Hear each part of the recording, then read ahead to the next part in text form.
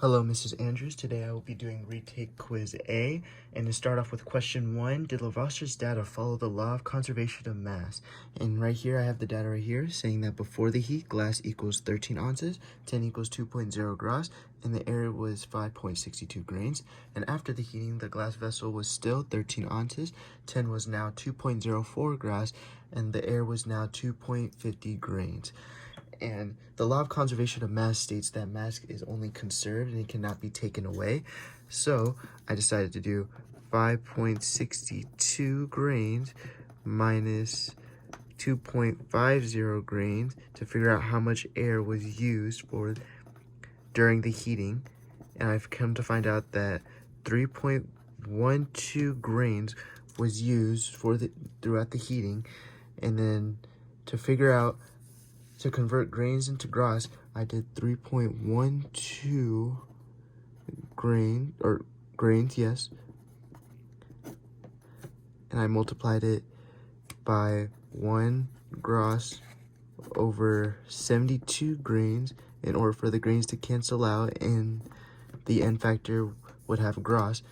And with this, I was able to get 0.04 grass. And with this, we can see that 2.00 plus 0.04 equals 2.04, showing that the mass of air that was used for the heating was 0.04 grass and was put into the tin to turn into the new substance tin calx, which is now 2.04 grass, and the air is now being 2.50 grains. So the question was, did Lavoisier's data follow the law of conservation of mass? And to that, we would say yes.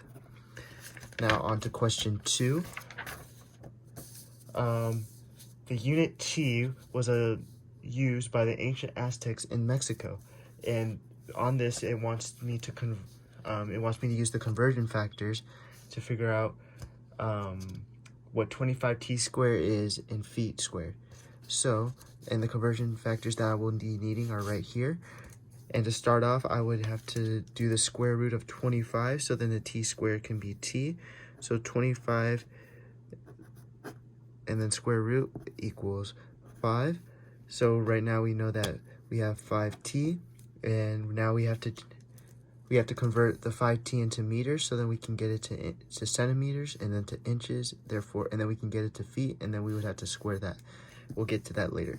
So we have 5t, and now we have to try to change it into meters. So we have 5t times, for every 1t, we have 2.5 meters.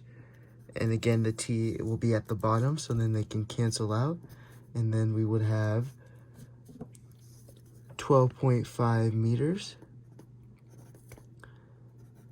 And right here we have 2.54 centimeters would equal 1 inch, but we have meters right here. And for every 1 meter, there's 100 centimeters. So we would take this and do 12.5 meters and multiply that. For every 1 meter, we have 100 centimeters. Again, meters are at the bottom, so then they can cancel out. And 12.5 times 100 would equal 1,250 centimeters. And now we would have to convert that into inches. So we would take 1,250 centimeters and multiply for every 1 inch. We have 2.54 centimeters. The centimeters are going to be at the bottom, so then we can cancel them out again. And then we would be doing 1,250 divided by 2.54, which is approximately 492.13 inches. And then we would take this and we'd have to change that into feet. And as you can see, for every 1 foot, there's 12 inches. So we would do 492.13 inches. Multiply that for every 1 foot. Again, 12 inches. And again, I'm going to say this. We would have to cancel out the inches, so then we can have the feet at the end. And so then 492.13 divided by 12 is approximately 41.01 feet. But then it's asking for squared, so I would have to square this. So 41.01 squared is 1,681.82 feet squared, and that would be your answer. Okay, now on to question 3. We have a new element was discovered in a meteor from the Andromeda galaxy. Scientists immediately decided to call the new element Andromedium and use AD for the element symbol, which I have right here. This element is located in group 6A of the periodic table below PO and LV. It forms an anion charge with -2, which I have right here as well. Okay. And then several years later, it was discovered that when exposed to oxygen, andromedium forms a polyatomic ion with the following formula, AD064-. This ion is called andromedate. So, and then the first thing it wants us to do is generate the name and formula of the binary associated with AD. So first, I want to start off with the name, and for every binary acid, all of them always start with hydro, and then the ending always ends with IC. So, and then after that it's acid. So I'm gonna go on and put hydro, and then it's gonna be hydroandromedic acid.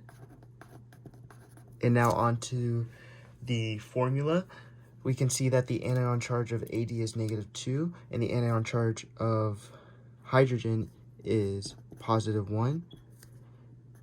And for them to cancel out each other, we're going to have 2 H's. So therefore, the formula is going to be H2AD. So here's the binary acid formula, and then the name of it would be hydroandromedic acid. And now for the second part of the question, it's going to ask me to explain how to determine the names of AD04, AD05, and AD07. So if andromedite, so AD06 is andromedate.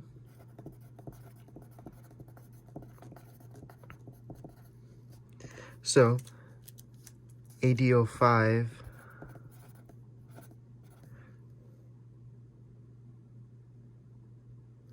negative is going to have to be andromedite,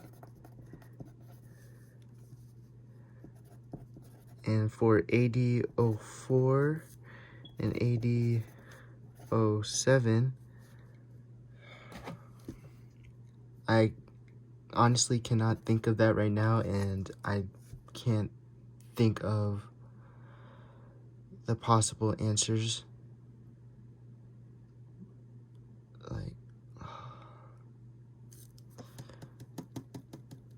Yeah, all I have for this one is that AD05 4- is andromedite, because the one at the bottom is always ITE, and the one at the top, which was AD06, is ATE.